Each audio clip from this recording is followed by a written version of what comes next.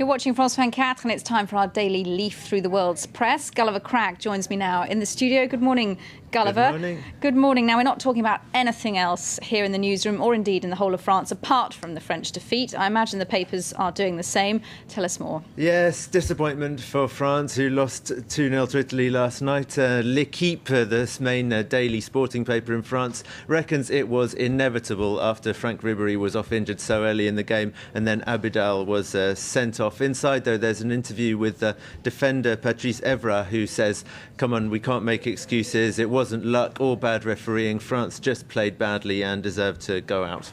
Well, those Anglophones among us are trying not to mention it every 5 minutes here today, but so we better not dwell on it. Romania I'll be coming back to it later. Oh, right, OK, we'll come back to it later.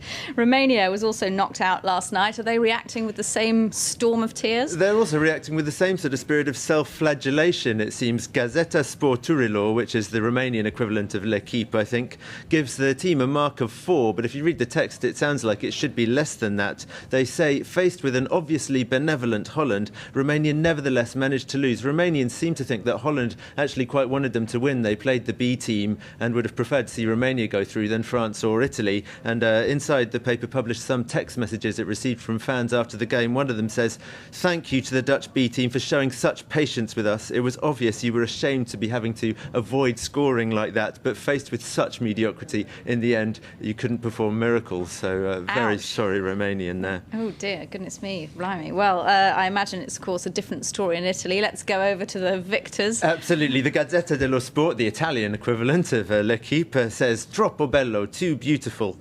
Some of the mainstream papers, like La Stampa, are actually calling it a miracle. The Italian papers seem to think that the Dutch didn't want to let the Romanians win, and they're grateful also to the Dutch for playing an honest game and beating Romania, because, of course, if Romania had won, then neither France nor Italy would have gone through. But staying with the Italian press and moving on from these expressions of joy, it's actually quite a gloomy day in Italian politics because Silvio Berlusconi's latest moves have so angered the opposition that the new kind of climate of conciliatory politics that came after the last election seems to be fading away. La Repubblica takes a very jaded tone under its headline, Berlusconi clashes with judges, or clashes with magistrates. I think that's a headline it must have had to use before quite a few times, saying the battle with justice is back, the attacks on so-called left-wing judges are back, the conspiracy theories are back. The story is that Berlusconi wants minor court cases, which are mainly white-collar ones, including, funnily enough, one where he's accused of corrupting the British lawyer David Mills. He wants them to be suspended. He also wants an end to wiretapping and various things that seem to be geared to avoiding justice.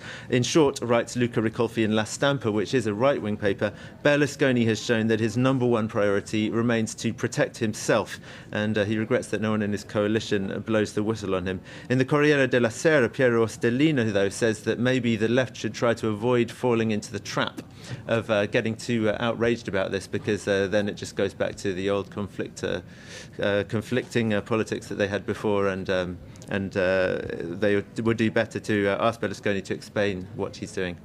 Well, it's much more fun to talk about French defeat, Gulliver, so why don't we go back to that? Let's go back to that. In fact, the other French defeat I wanted to talk about happened some time ago. The Times, the British paper, has put its whole archive online, and you can search it any way you want, by date or by event. And I just happened to look up the 22nd of June 1815, which is when they've got the first full reports from the Battle of Waterloo. Very good indeed. Well, thank you very much, Gulliver Cragg, for that review of the world's papers. Don't forget, you can also click on our website. That's www.france24.com, and stay tuned to the channel. Thanks.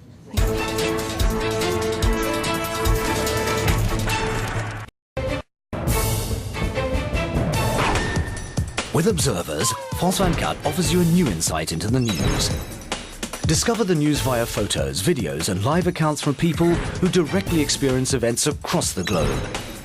Observers will also offer you eyewitness images that have never been seen before, images that will be verified by our journalist teams. With Observers, you can connect to a global network that will give you an inside view on issues that concern you, enabling you to communicate directly with France 24's correspondents. Observers, your eyes across the world.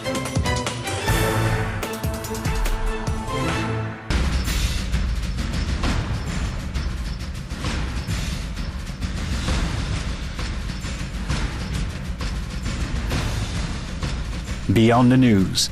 Burning issues, real answers. France 24.